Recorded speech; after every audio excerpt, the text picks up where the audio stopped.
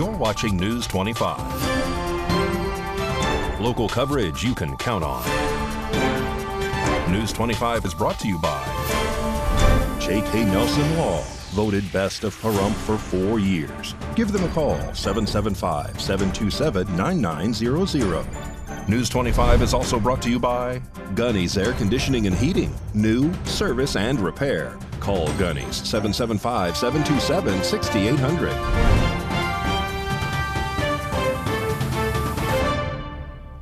Hello and welcome to this edition of News 25. I'm Unette Gentry. Thanks for joining us on Ace Country Radio, and we're also streaming at KPVM.TV, and we're also on your Roku devices. It is Thursday, May 30th.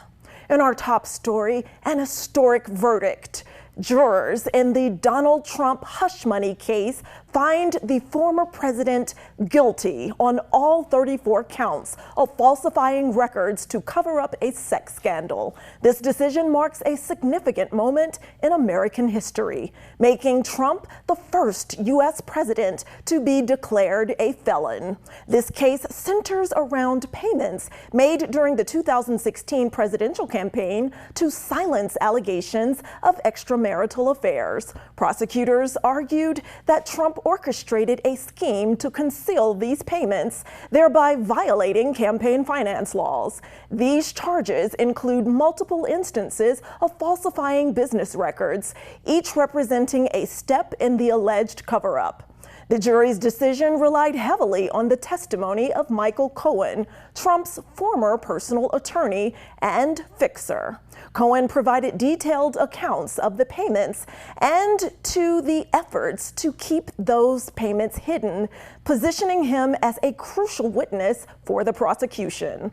Following the verdict, Trump's defense team swiftly contested that outcome, arguing that Cohen's testimony was, quote, unreliable, and they say he should not have been the foundation for the guilty verdicts.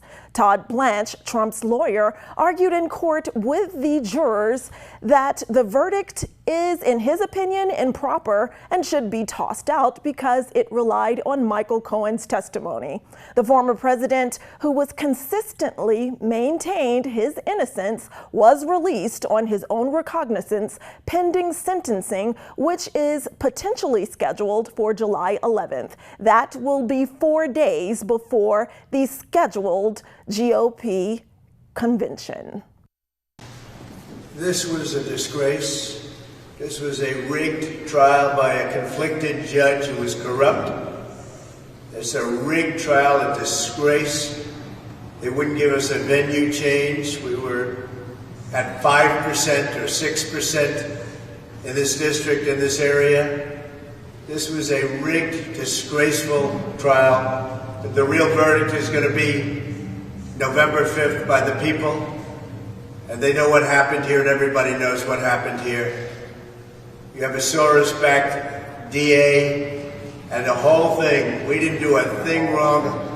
I'm a very innocent man, and it's okay. I'm fighting for our country. I'm fighting for our Constitution.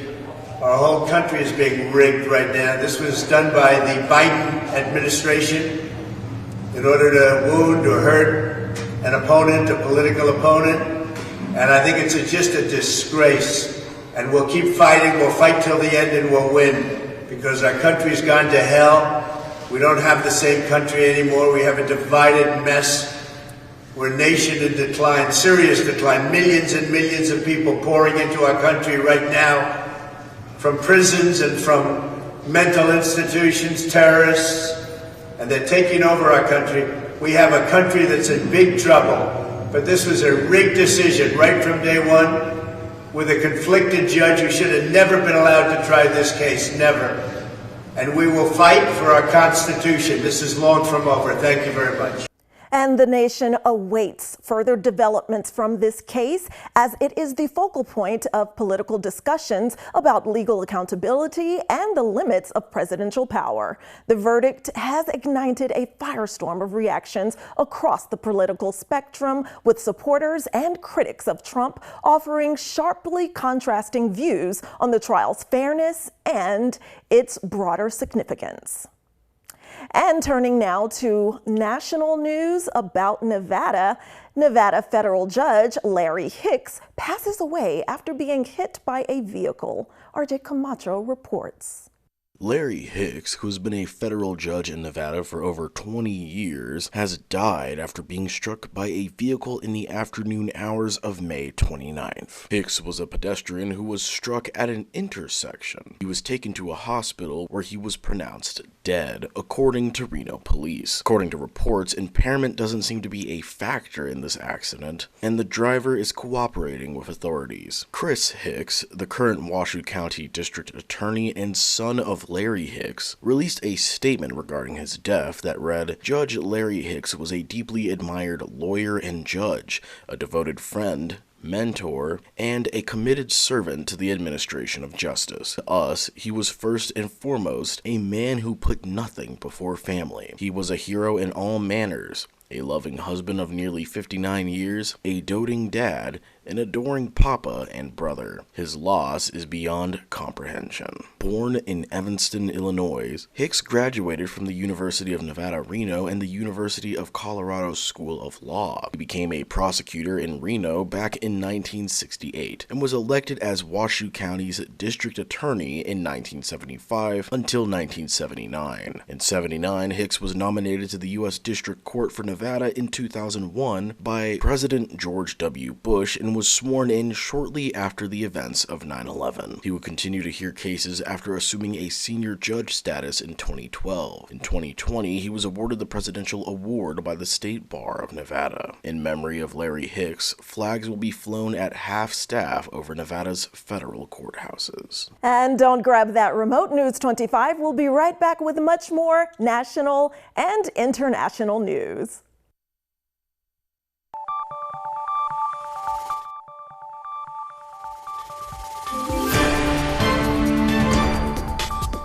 You're watching News 25. Local coverage you can count on. This segment of the news is brought to you by Pahrump's United Rentals. From home to job site, they have all your equipment needs. Call 775-990-4260.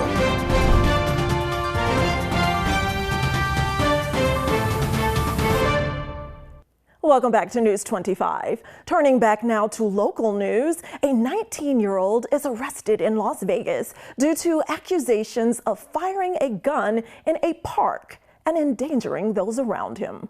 On May 21st at approximately 10:45 p.m., the Henderson Police Department was dispatched after receiving reports of a large number of teenagers loitering in the park and multiple gunshots being heard. According to police, an argument occurred between several people, leading to shots being fired from the handgun of one of the subjects. Police identified the suspect as Robert Berry, who is 19 years old. While no injuries were reported, damage was done to the property of a nearby residence and vehicle due to the incident. Robert Berry was taken into custody and booked into the Henderson Detention Center on the charges of 2 counts of discharging a firearm into an occupied structure and 5 counts of discharging a weapon where a person is endangered. And in Pahrump area news, the Regional Planning Commission approves to have a California medical waste company come into our community and set up shop in a building they already purchased on Basin Avenue to process their medical waste, some of which is likely to enter into our local landfill, according to the presenters who made the short presentation to the Planning Committee. Now, News 25 is speaking with candidate Tammy Pittman about this issue. Tammy is running for Nye County Commissioner, District 3. As part of running for commissioner, I've been going to a lot of meetings, and I happened to be at the RPC meeting where they discussed this medical waste incineration plant. And I sat and watched, and every one of the commissioners asked good questions, but I didn't see answers that were actually something they could hang their hat on. There was a lot of nebulous things being tossed around, but not really answering their questions. So I was quite shocked when it did pass vote 5-0, I believe. I think one person recused himself because he was a real estate agent and involved in the transaction. So from there, I just assumed it was going to go to the Board of Commissioners. And So I was quite shocked this week when we went to the Board of Commissioners meeting. It wasn't on the agenda, but there were probably 100 people there, and they were all got their 3 minutes. And it was very, very evident that people are not happy and wanted more answers, and they didn't have answers. So I believe that what ended up transpiring is they did say they're going to get one of the owners back to speak to the Board of Commissioners and get to the bottom of the answers, because right now there's too many questions and not enough answers. I believe that they did direct the DA to look into if it's possible to reverse or even put a stay, but I don't know where that has gone yet. But I do believe they directed him to do that. As the fentanyl and homeless crisis continues to rise at monumental rates, News 25's Las Vegas correspondent Maria Centers now joins us to give us a rundown on these issues. U.S. President Donald Trump has pledged to completely eliminate drug cartels saturating America as the fatal fentanyl crisis continues to soar across the nation. I came out to Ward 5, District 6 to talk to our homeless peers about the unique struggles they face alone in the urban desert, grappling in the depths of addiction. Daniel, it's one thing to read about it on Google or drive past it, but people are suffering out here, and it's easy to judge if you have not walked in someone's shoes. Yeah, well, I did my fair share. I've been through 9 rehabs myself, so I know the struggle is real and is prevalent, but it doesn't help when you got, the situations that people are in, the homelessness and the feeling of hopelessness. Sarah, thank you so much for talking to KPVM. We're in a sub-society here in Ward 5, District 6. Can you tell us a little bit about your community out here? I can. It's mostly people that are homeless due to various different issues. Some of them have to do with generational family problems, drug addictions, problems with veteran things and military-related issues. There's a ton of mental illness. There are people, from what I understand, they closed the state hospital here and released these people into the public, and this is not a healthy thing for them or the other people here, and for some reason the services never seem to get all the way through so these people can get where they need to be, and with assisted living or something of that nature. So we have a whole group of people. We have retirees out here, people that just made one mistake and fell off, or were affected by a family death, or just a bunch of different things. So, of course, there's always just the old addiction and people that have gotten used to being out here and they don't want to go anywhere else. How long have you been out here? I've been in Vegas for a year. There's so much suffering behind us. Can you tell us a little bit about how you got out here and what's your story? Well, how I got out here was doing the corona. Everything fell apart. Jesse, where are you currently living? Man, Earth's my turf, but my head's my home. You're a proud, sober veteran. Yes, 26 years and counting, so doing pretty good. Let's both stay sober or we don't have anything else. Amen. Amen, brother. Thank you for your service. And if you need to... Reporting from the Skid Row of Sin City, I'm Maria Centers with News 25 Las Vegas. And be sure to tune in to tomorrow's broadcast for part 2 of our special inside look at the mental health, alcoholism, and addiction issues that our homeless American neighbors face. And Senator Jackie Rosen gets heated about Nevada's upcoming wildfire season. All that and more when News 25 returns.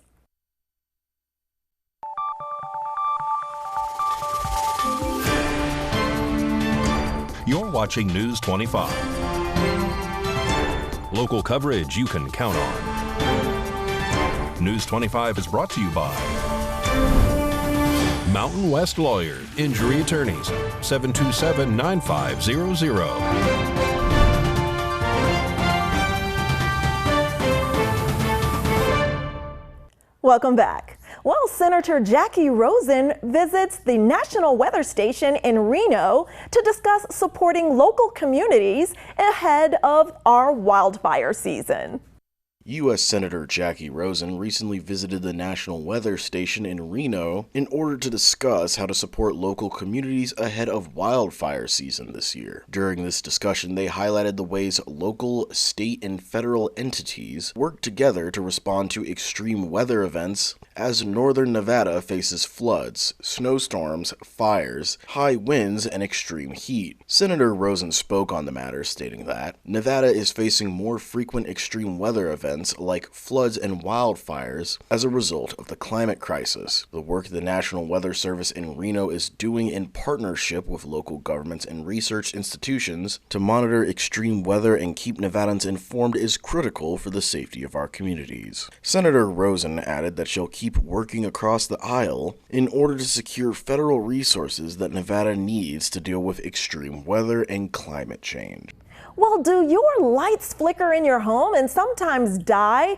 And do the outlets often go dead? That could be a power outage, but before you call Valley Electric Association, there's a simple culprit that it could be: a tripped circuit breaker. So Valley Electric is sharing with us safe and easy steps to help you manage your breakers, identify a tripped one, and help you get your power back on. This segment of News 25 is brought to you by Valley Electric and its family of companies focused on serving our members. We're better together. How do you check your circuit breakers in your home? Parts of your home, including outlets and entire walls, can lose power when circuits are overloaded. If power goes out unexpectedly in a part of your home, consider checking your home's circuit breakers before calling to report an outage. Here's how to do it. Find your electrical panel or breaker box.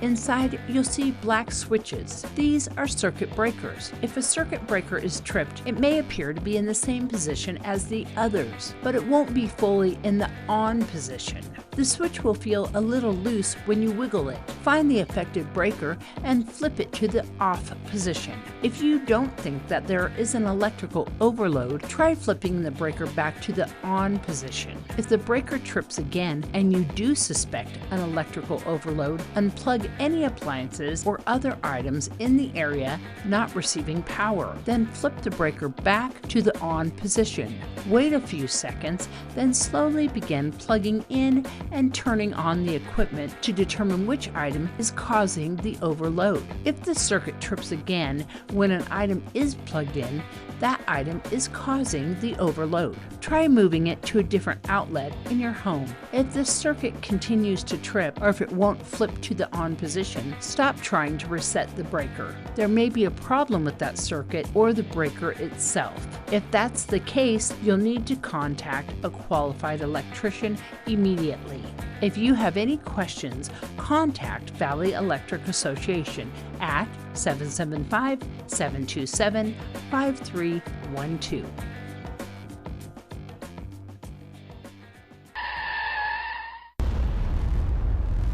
News 25 WeatherCam is brought to you by Lerner and Rowe Injury Attorney's Office in Pahrump. In a wreck, need a check? Call 702-877-1500.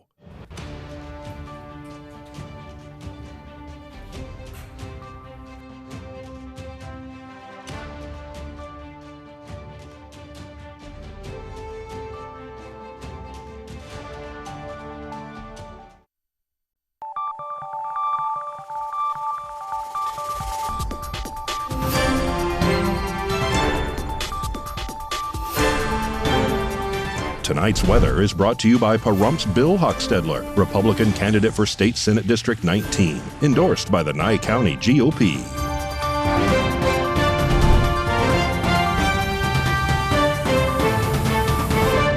Hello, good evening, Nevada. I'm Mike Ruhan from the Channel 25 Weather Studios and streaming at KPVM.TV. And now on Roku devices, Fernley, 71, 82 in Fallon. Carson City, 80 degrees, same as Tonopah, 80 degrees. Goldfield, 83. Then we jump to 93 in Beatty. Amargosa, 98. 100 in Las Vegas, and Death Valley, 110. But here in the Paradise of Pahrump, our current temperature is 97 degrees. We hit 98 degrees, just like a boy band a little bit earlier. Winds out of the southwest at 8 miles per hour. Humidity 8%. The sun rose this morning at 5:28. It'll set this evening at 7:55. We go down to a low of 67 degrees. Few clouds in the sky. Wind not too much of a factor. East-southeast at 7 miles per hour. Humidity 15%. You'd think there'd be clouds tomorrow, but no, there are not. There are high temperatures, 99, 98, 96, 98. And then check out Tuesday, 100. Feeling frisky. Wednesday, 104, 107 on Thursday. It's going to be warm. Back to the desk. Here's Unette. Thanks so much, Mikey. And you all should be having a wonderful pre-summer season this post-Memorial Day weekend. All right, that does it for this edition of News 25. I'm Unette Gentry, and from all of us here at KPVM and Ace Country Radio, thanks for tuning in, and we'll see you on the air next newscast. Good night.